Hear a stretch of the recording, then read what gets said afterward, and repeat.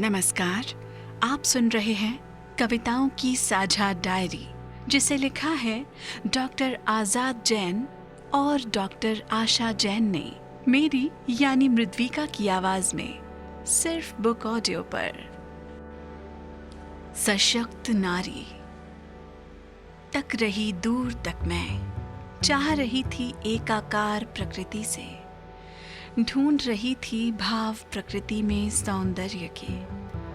भंग हुई एकाग्रता मेरी देखकर एक भिखारी बच्ची को, वितृष्णा जागी मन में आते पास उसे।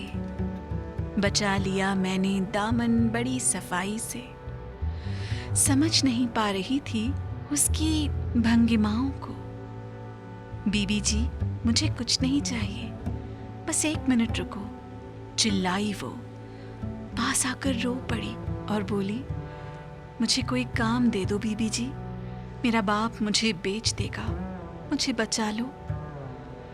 समाचार पत्रों से पढ़ने वाली आए दिन की खबरों ने चलचित्र की तरह आना शुरू किया।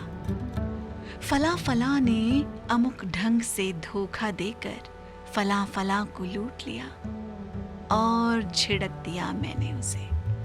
पर उसकी आंखें थीं मासूमियत, सच्चाई का दर्पण, जो झुठला नहीं सकी मुझे। पर क्या करूं, मैं भी सीमित हूं अपने दायरे में।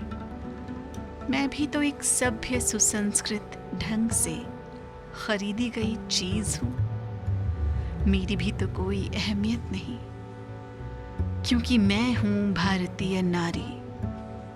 पति की इच्छा का पालन करना मेरा धर्म है। क्या नहीं बेची जाती मैं हर दिन? कौन बचा सकता है मुझे, और मैं कैसे बचा सकती हूँ तुम्हें?